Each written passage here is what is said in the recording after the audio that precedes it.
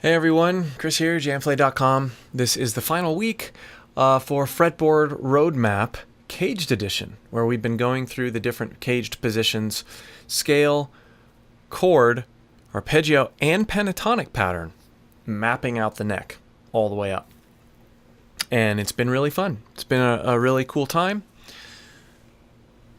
It's been neat because we've gone back and forth from doing learning a new pattern and then spending time intentionally creating so that we can see that it's not just about making scale patterns everywhere. It's about using them as a tool, using them as resources to break down the guitar neck and be creative in different musical contexts. So that's what we've been working on a lot over the past 10 weeks, and this week we are going to be creating with the E and the D shapes, but really we're going to use all of them. We're going to use all of them to do this little mini track here and really just embrace the use of each one of these patterns, whether it be scale, chord, arpeggio, pentatonic pattern, and then joining those together. So there. We have a question here if there's going to be a follow-up course planned. And there's nothing planned right now, but I am going to be. I'm working on two courses currently, working titles. One of them is dealing with licks, and one of them is dealing with drills. And these licks are going to borrow from these caged patterns, and the drills are going to be real musical application drills to improve in certain things. So I'm not sure what those are going to be called yet. Those are the next two courses that I have in the works, and certainly we'll keep you posted as things continue. So let's go ahead and review the E and the D shapes, and then we'll look at all the shapes.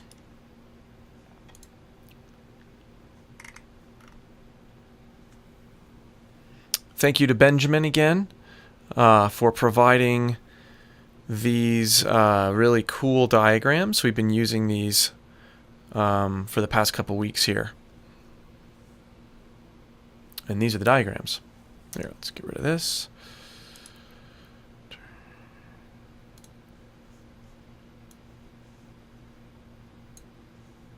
There we go. So the E shape, the E scale, it's this one here, E shape. You can see it. We're in the key of C.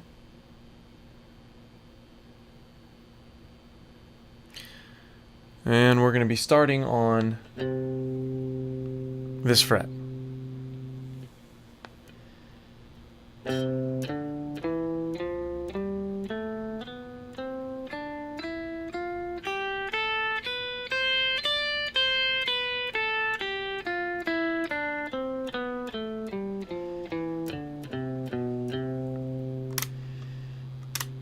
Here it is again.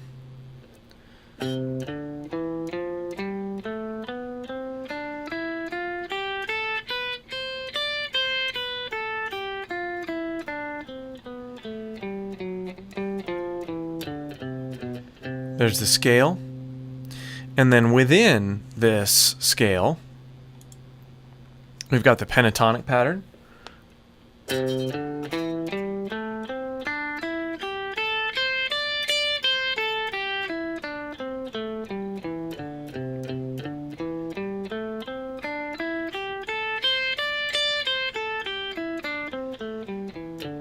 We've got the chord. And we have the arpeggio.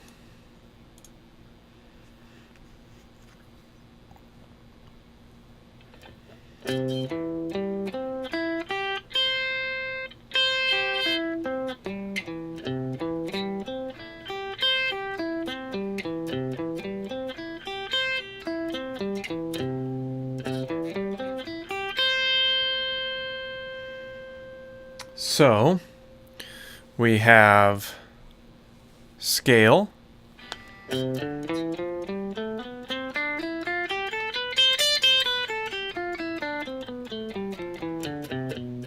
Chord, arpeggio, pentatonic pattern. Sorry.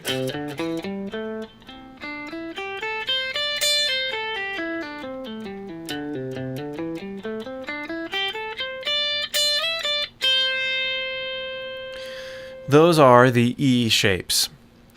We will be getting access to these diagrams. Benjamin, I believe, posted links to them in the forum. I could be wrong. I can see about getting these put on the course themselves so that you can download them for sure. That's no big deal. I'll look at that here in a little while. Okay, so those are the E shapes. Let's go now to the D shapes. We'll start with the D scale.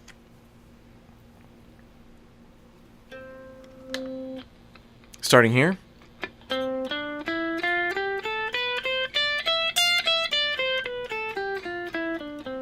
can follow that pattern all the way down. It's very similar to the 3 on a string scale. Or actually, it's exactly the same thing. It's just presented in a little bit different light here.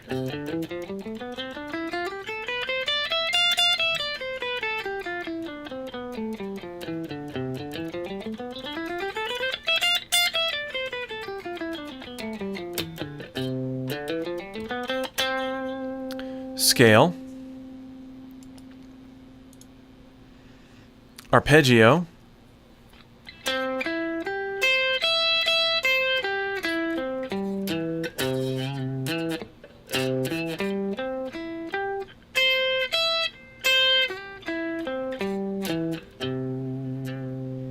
chord,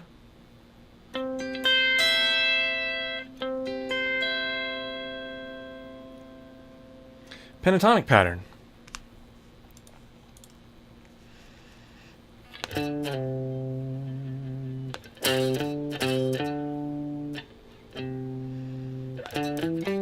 Here we go.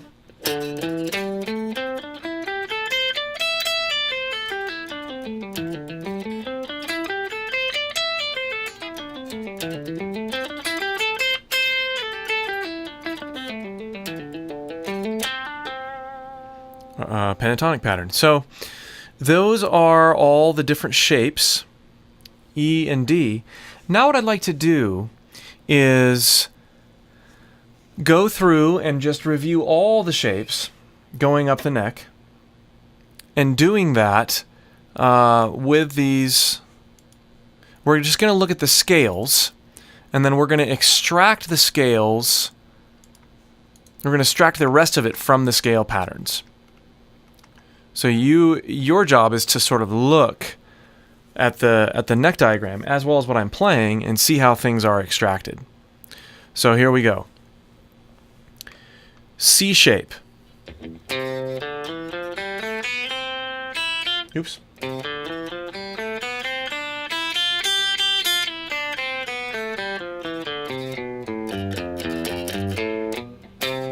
Scale, chord, arpeggio,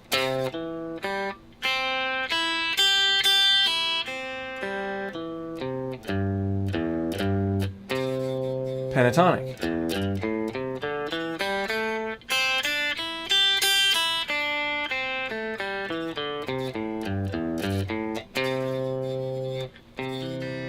and just because it's so much fun and because they're more useful, we'll do those an octave higher real quick. Pentatonic, scale,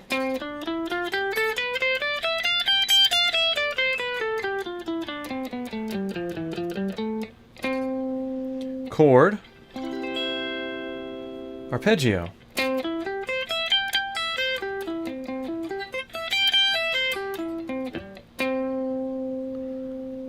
going to the A shape.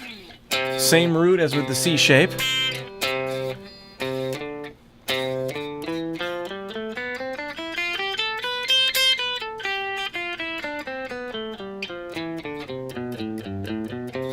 scale, chord, arpeggio.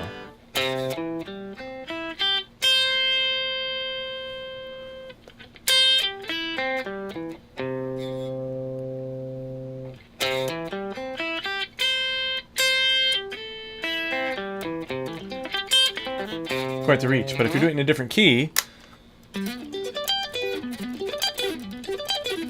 sounds great. Pentatonic.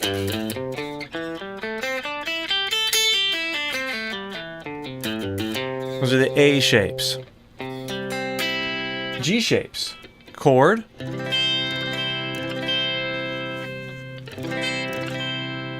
Scale.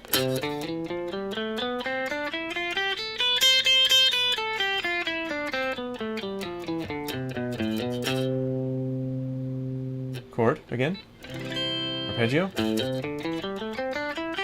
Or that was the pentatonic scale.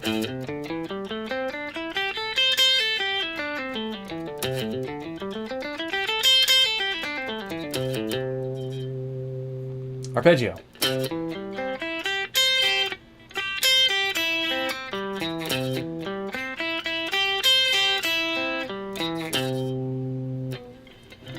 Scale, chord, arpeggio, and pentatonic pattern for the G shape.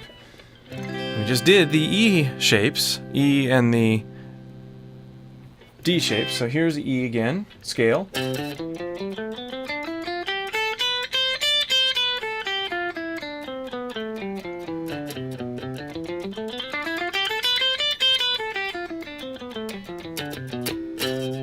Scale, chord, arpeggio, pentatonic.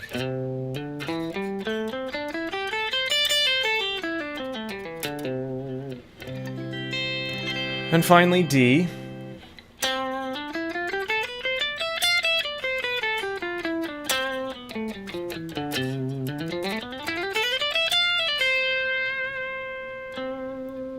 Chord.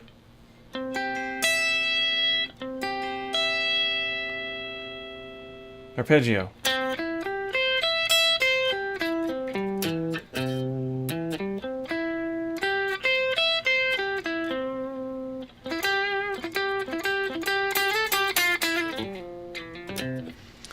Okay, and once again, let me give you just a brief preview here, or a brief shot of these wonderful diagrams.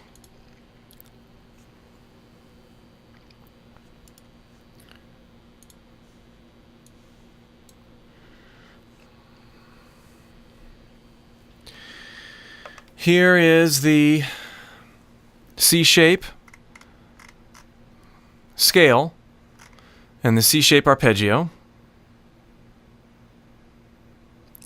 A shape scale, A shape arpeggio. It's kind of neat to see the stuff taken out of the arpeggio. G shape scale, G shape arpeggio. E shape scale, E shape arpeggio. D shape scale, D shape arpeggio. And now let's look at the scale with the pentatonic scales next to them. Here is the scale and the corresponding pentatonic scale. A-shaped scale, A-shaped pentatonic scale. This is really cool to see the different diagrams side by side. The G-shaped scale with the G-shaped pentatonic scale. The E-shaped scale with the E-shaped pentatonic scale, D-shaped scale with the D-shaped pentatonic scale. So in the meantime, as I'm getting things all posted, you guys can, pause this video and look at these along with the explanations. So thanks again, Benjamin, for doing those. Pretty cool. Okay, so now we're going to go to our example, our musical example. And we're going to get a feel. We're going to see what key it's in. We're going to just get a feel for it rhythmically. And we're going to think about how we can use different cage shapes to come up with parts that fit what's going on.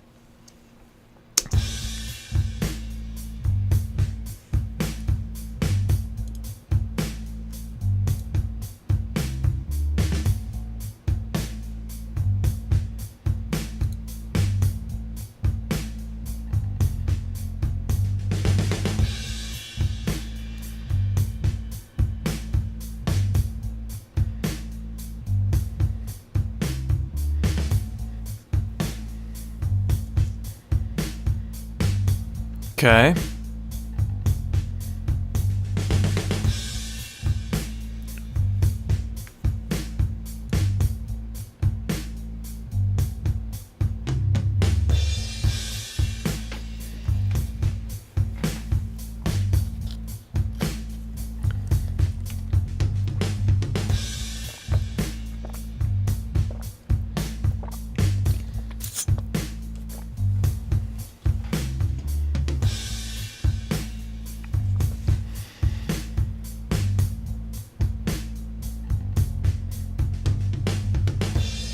Okay, so it's kind of the same thing.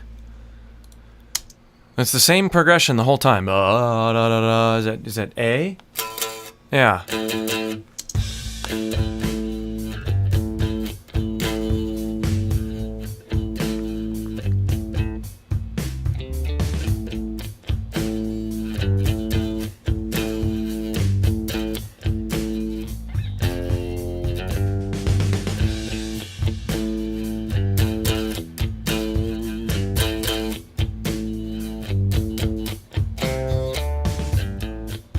Okay, so here are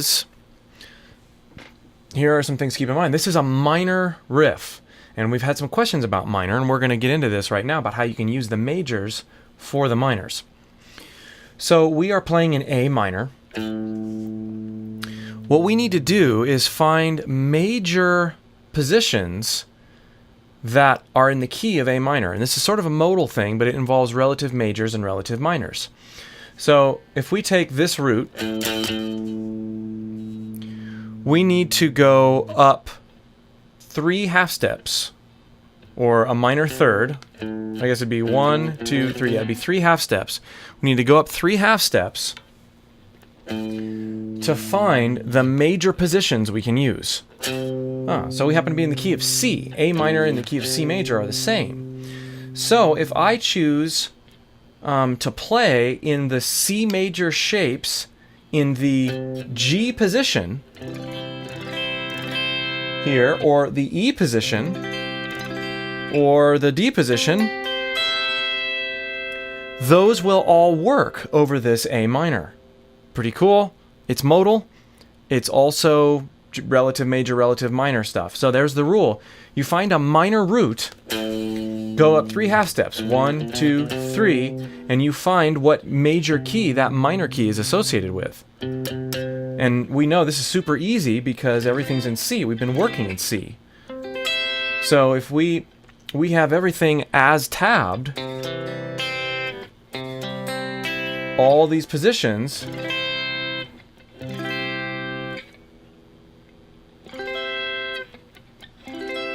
that work. Let me demonstrate. I'm going to put the backing track on.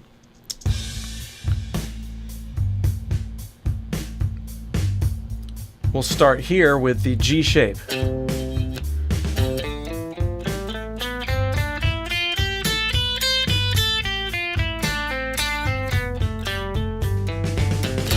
I'm just going all the way down to the A, and I'm emphasizing the A. Here's the pentatonic scale.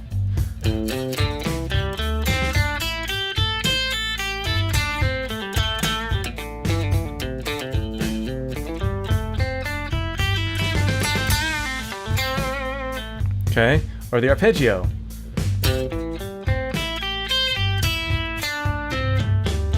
Even that works pretty well. Now, let's go to a different position. Again, we're thinking C major positions with an emphasis on the A. This is how you deal with minor using the CAGED system. The best way about it, anyway. So if we go to here, let's go to the C shapes. Arpeggio. But we went down to the A. Here it is again.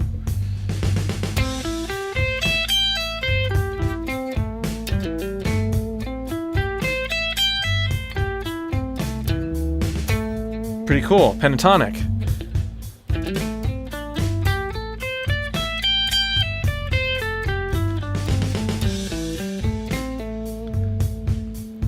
Could go down and do other pentatonic patterns. This would be the D pentatonic shape.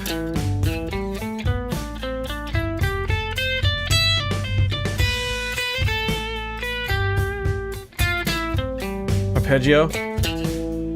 E shape.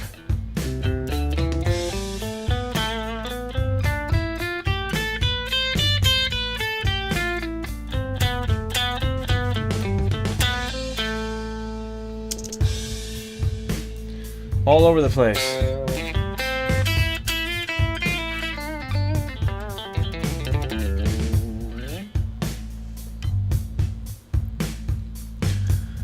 Pretty cool, huh? This works with any minor scale or minor chord progression, minor sound, finding the relative major shapes. And again, to do that, you take your minor root that you found by figuring out the song, and then you go up 3 half steps. 1, 2, 3, and you find major. I'm going to check in with questions here because that's a lot of information.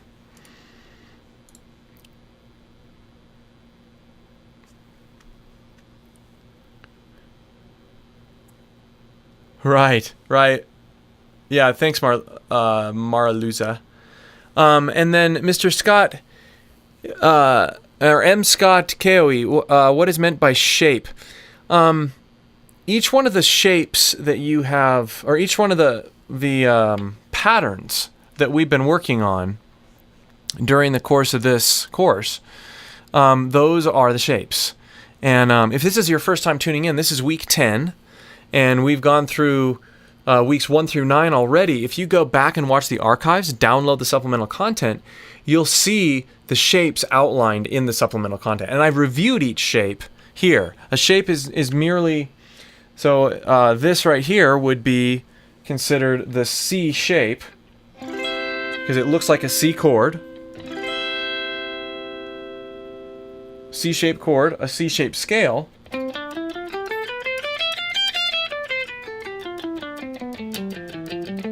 Because it goes around the C chord, a C-shaped arpeggio. C-shaped pentatonic pattern.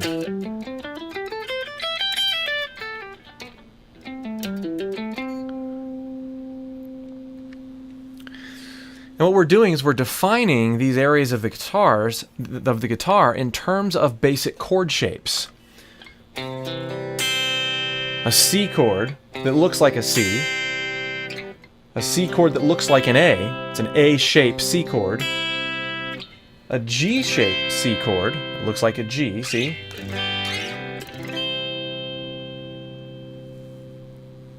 An E-shaped C chord. Looks like an E, as you can see here. But it's a C, because we found our C root. An E-shaped D chord. Here's the D shape right there. But we're playing it in the key of C. And then a C-shaped C, barred up an octave. So that's what's meant by shape. Now, what we want to do is we want to go to our track and start being creative with all these shapes.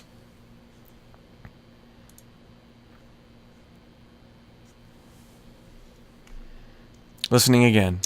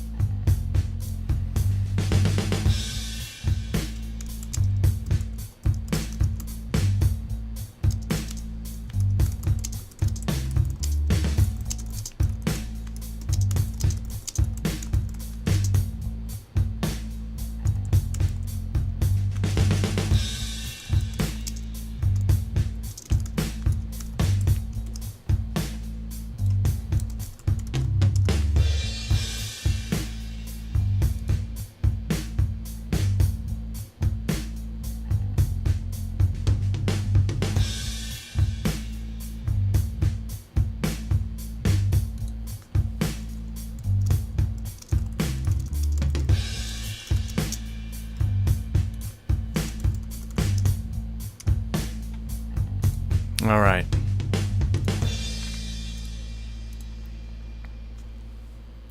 Looking at some questions here.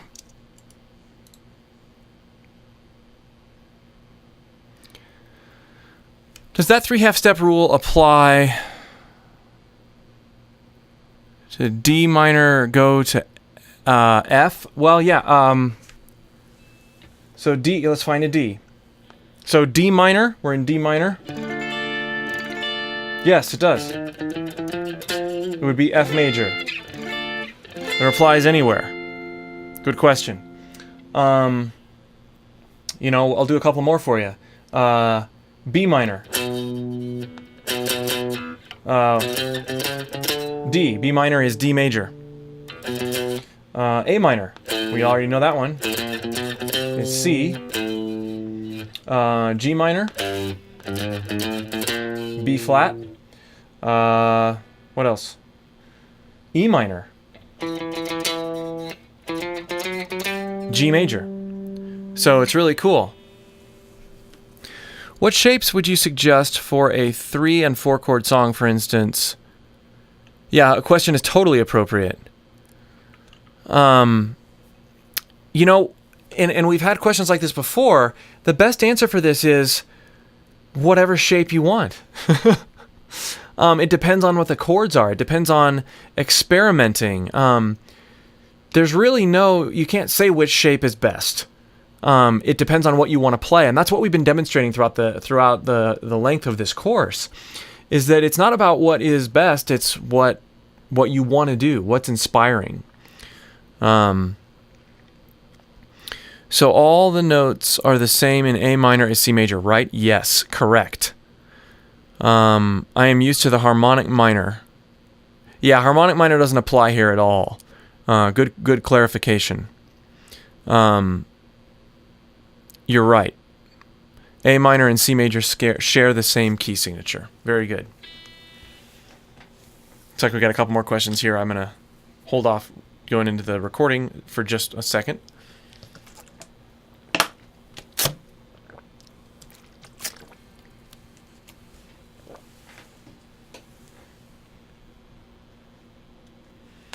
All right. So the first thing I'm going to do is listening here. Okay, so the first thing I'm hearing is I'm hearing a chord, a single chord happen, you know, like this, but higher.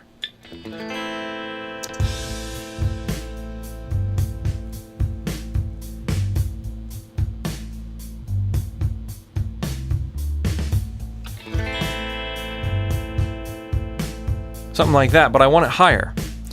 So what I'm going to do is I'm going to play through the C shapes, because I know we're in the key of C. I want it to be higher. I'm just going to play this C major chord over this A minor and see how it sounds.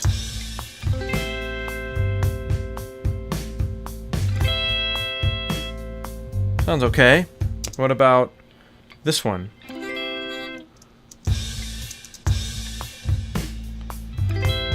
That one sounds the best. So I'm playing a C major C shape an octave higher. But I'm going to change the root down to the A. And some of you may recognize this as a minor 7 chord. Pretty cool, huh? Let's record this.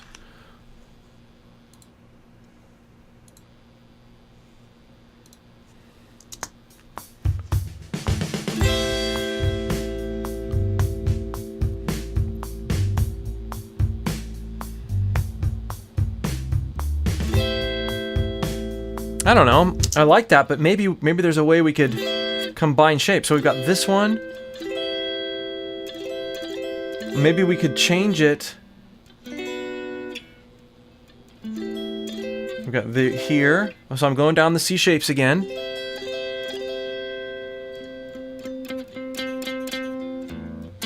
We can maybe put Ooh, so you see what I did there? I took this shape, C shape, and I took the D shape, and I took this note here, this highest note, and just moved it there, so I was playing an A note, and I came up with this chord. Just another A minor form based off of this D shape C major chord. We could alternate between those two. 3, 4, 1, 2, 3, 4. Or do something like that even. Move this note down, because again, we're playing in C.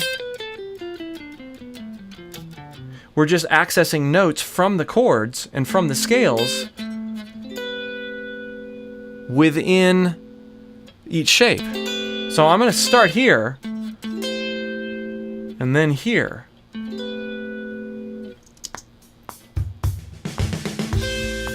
Strum it.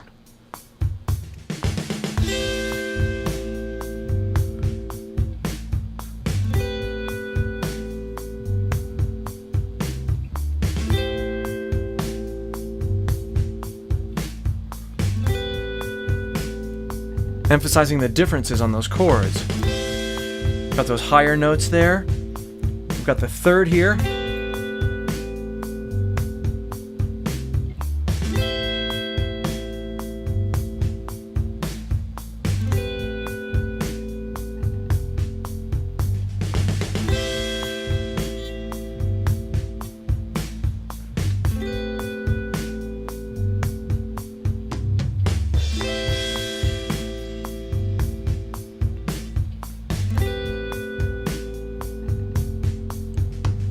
Now we've got some other chords in there. We've got... The question is, do we want to deal with those with this track? Maybe it's okay that this is just going back and forth to the A. Let's listen.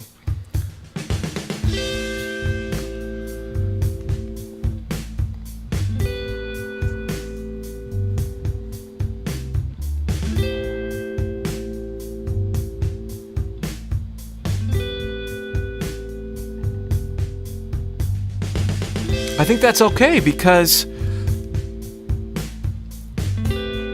the movement, the chords aren't really playing. It's not like I'm playing over that transition. So we could, with another part, listen. So those chords sustain through. I think it works.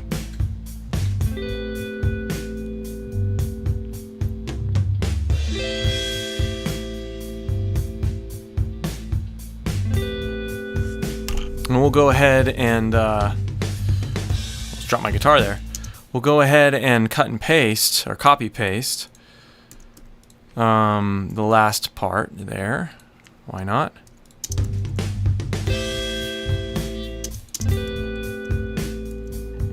And one more here. So just to finish things out there. And we have our full track here. Well, our full chord there. I'm checking with questions real quick.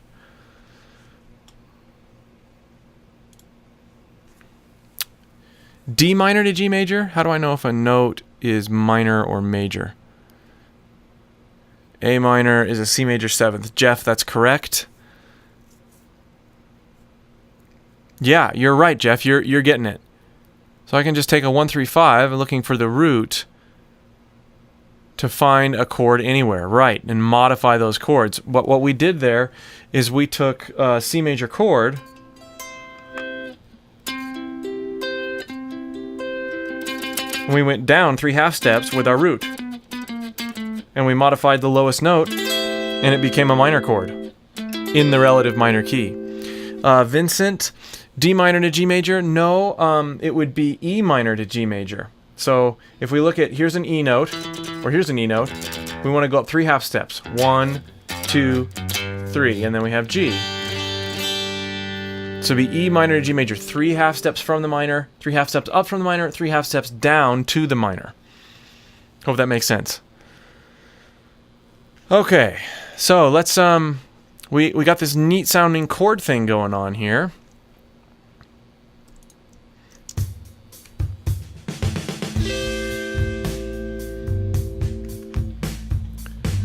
Maybe we add some tremolo.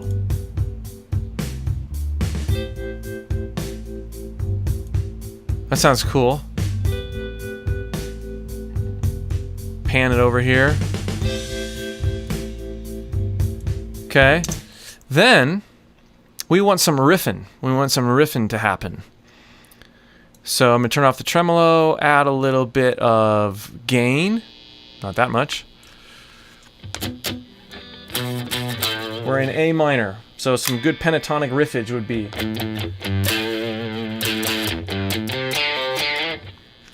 Just experiment a little bit here.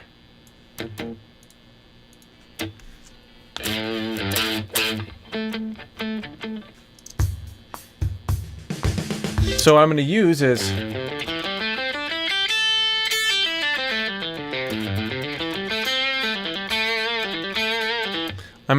this pentatonic scale pattern, which is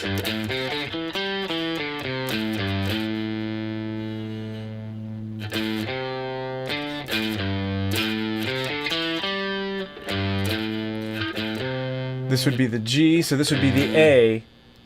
Yeah. The A shape with our minor.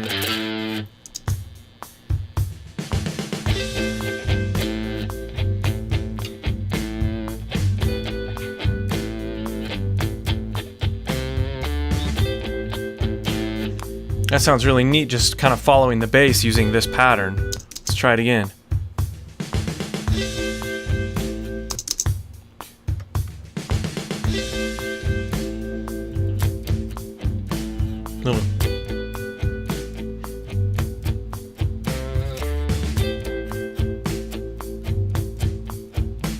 I could palm mute, change the rhythm up a little bit, provide a little bit more motion there. Let's see how that goes.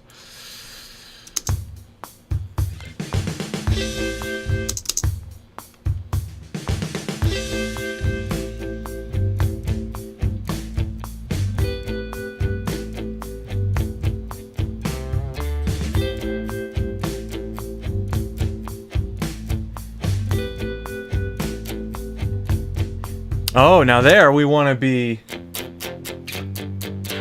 following those chords. I say we just use some good old-fashioned E-shaped bar chords there.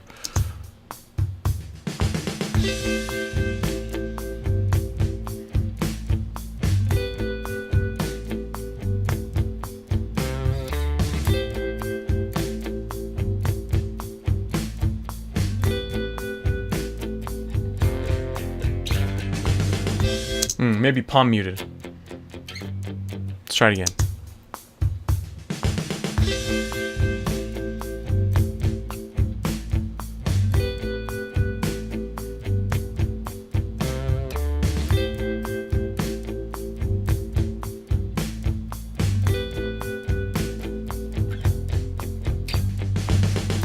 Yeah.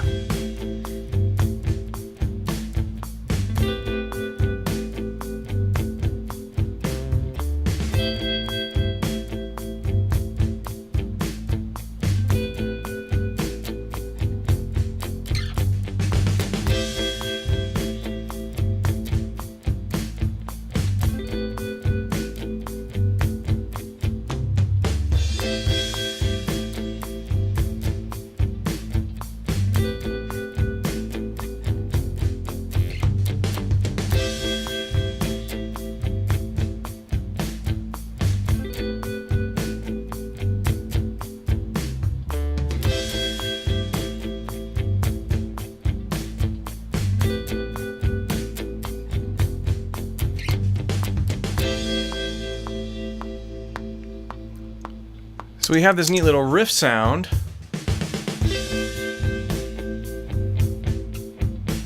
Based out of the A pentatonic shape. Nice tremolo sound.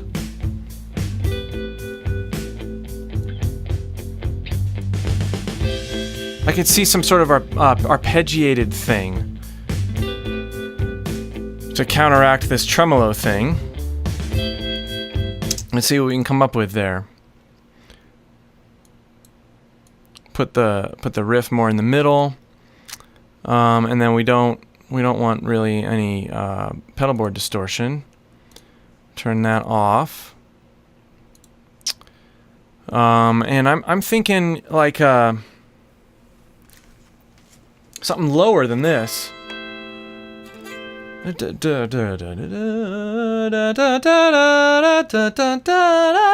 Something like that.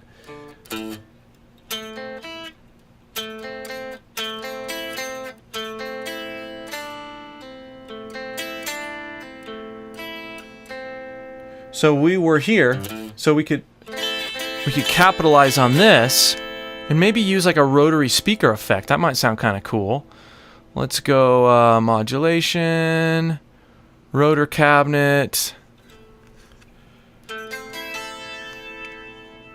and put a little bit of drive on it.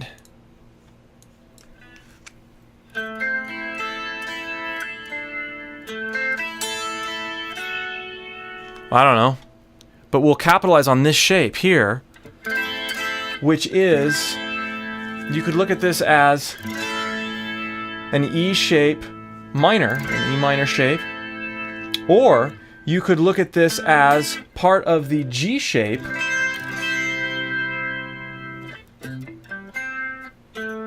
with that root put in. Make sense? So let's just strum on this a little. I want some movement out of it.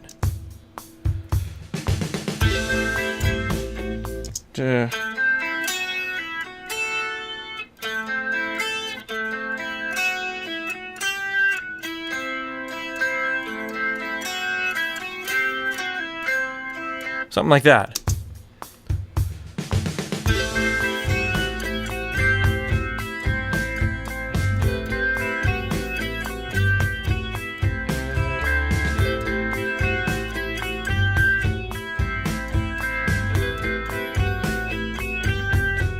It doesn't work there. That's kind of a nice start.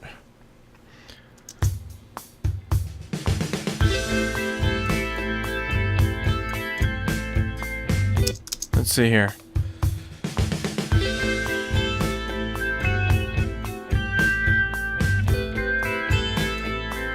So our other line is going, we've got that sound in there, you know.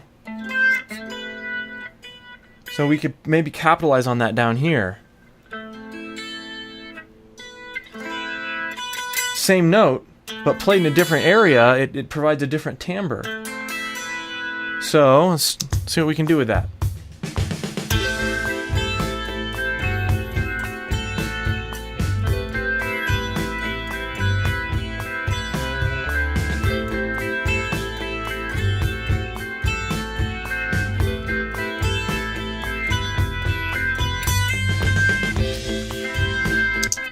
And maybe we go up to this note, because that seems to follow melodically well.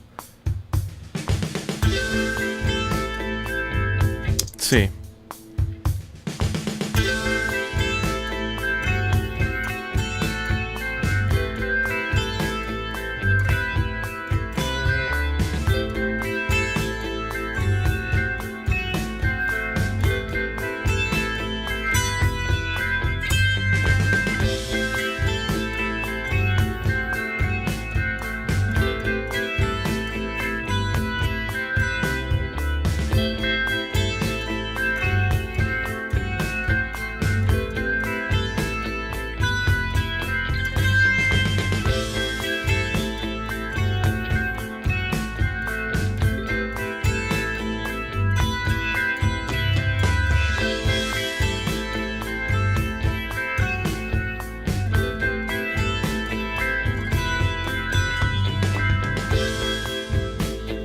Hands getting tired, but I think that works really well.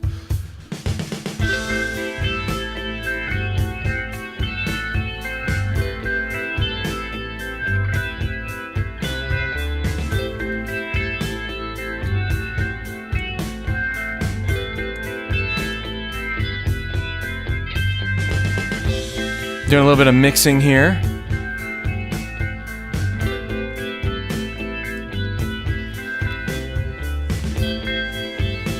And if you're following the musical modal melodies, or making modal melodies, you'll notice that we actually put in a natural sixth. We made this Dorian, with this chord right there.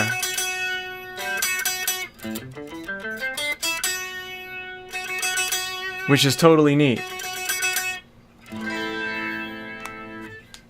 Checking in with some questions here.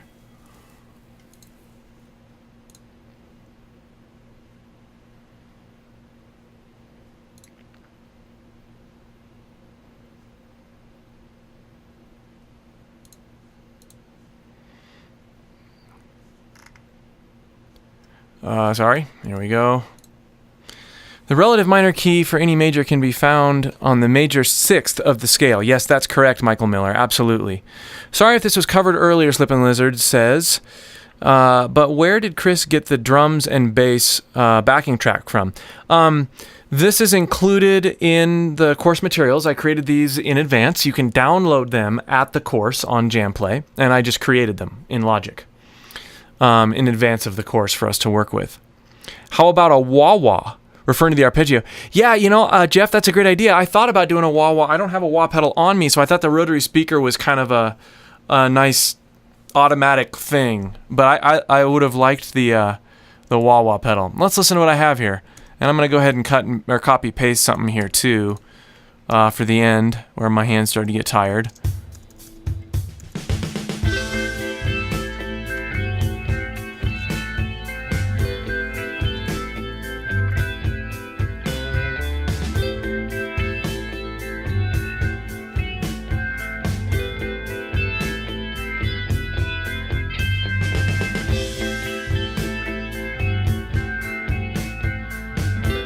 I think that sounds really nice.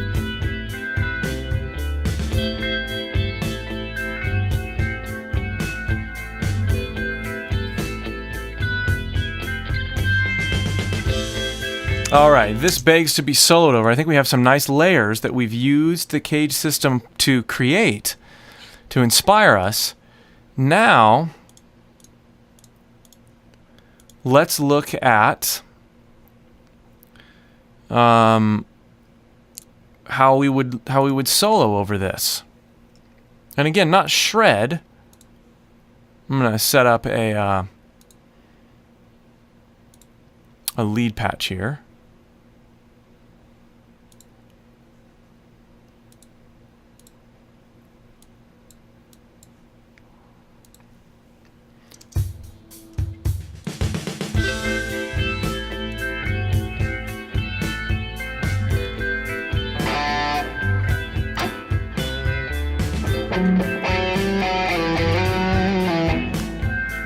Get it leveled in here. Turn the delay up a little bit.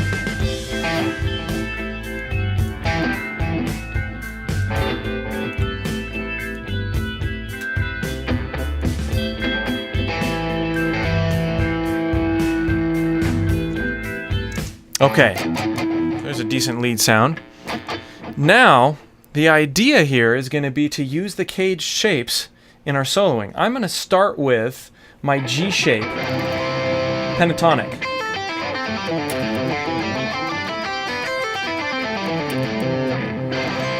I'm also going to use my C shape pentatonic and arpeggio.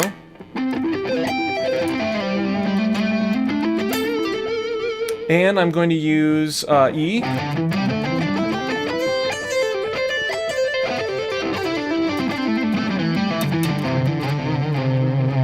Let's just see how it goes.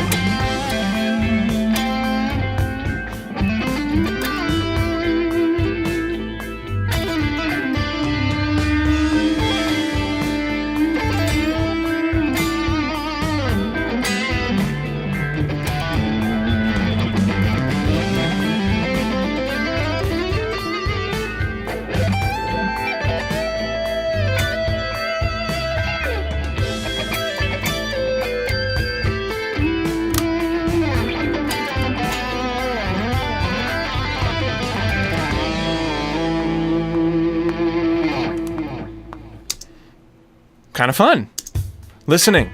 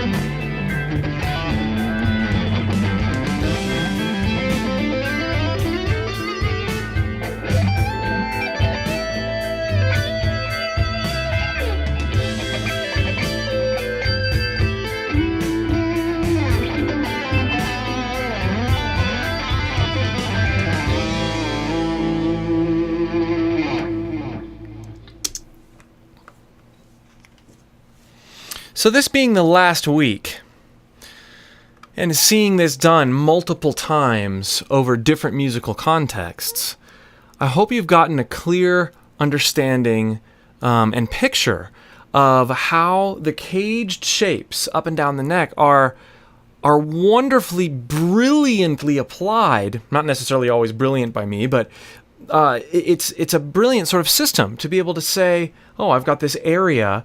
This area includes a scale, a chord, arpeggio, and a pentatonic pattern, and I can exploit and use those as to help me phrase, move between the positions with lead, move with chords, as you saw me do earlier, and create some really tasty stuff. The CAGED system is a guide. It's a fretboard roadmap to playing in different positions, to different phrasing ideas, to getting where you need to go.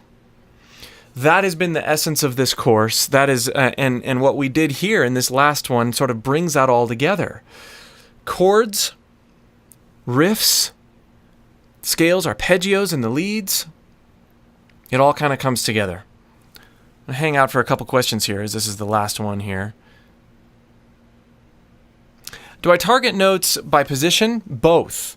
Do I target notes by position in scale or ear? Sometimes by playing through the scales, you realize some of these happy accidents that happen. You know, you don't always have, you don't always have something in your ear. Sometimes you do. But the scales, and by going from pattern to pattern, it really helps you discover notes. You know, that note was in my ear, and you could hear it. You know, when we went, I think it's at the very beginning I used that.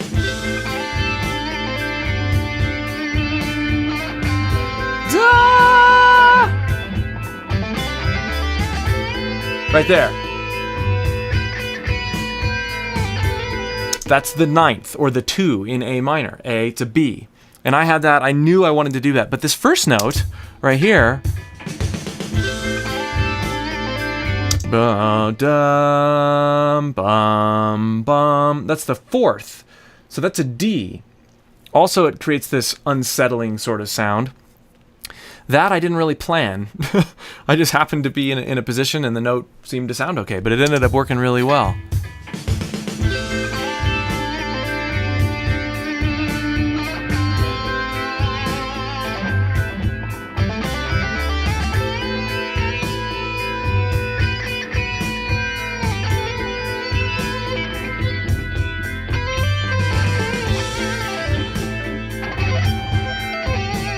Now there, that part, that it was absolutely a shape. That was the C major arpeggio shape. And then I knew where the A was to make it work.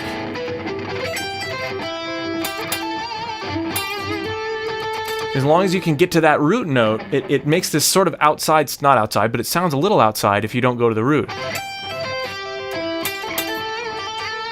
So the shapes are king. Totally king. Good questions. What's a lead patch? Oh, it's just a sound. The lead patch I'm using here is from Bias Effects. A patch would be a saved set of sounds within a virtual amp. There it is. That's my lead patch. British Lead 800, a boost pedal, an overdrive, pretty fundamental, sort of a little bit of delay, a little bit of reverb. All right. So did you hum what you thought you wanted before you started? I'm always humming or visualizing, auditorializing in my ears before I play. There's notes I want to hear. Sometimes I'll do that before I go through and do it. And you heard me, maybe you didn't hear me do some of it, but that's happening sort of internally sometimes. But I engage my voice a ton. Yeah, the Dorian mode, absolutely. This is totally Dorian.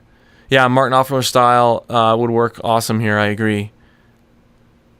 Great questions. Any other feedback? Any other questions? This is the last one. This was a great course, guys. I really appreciated the interaction. Like the new Jamplay shirt?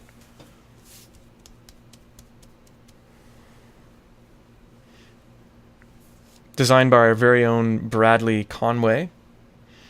All right, guys. Thank you so much for tuning in and for interacting and learning along with everybody here. We'll see you for more courses. I'm going to be gone for a couple weeks, and then we'll get started on the new batch of courses. I'm excited. We'll see you soon.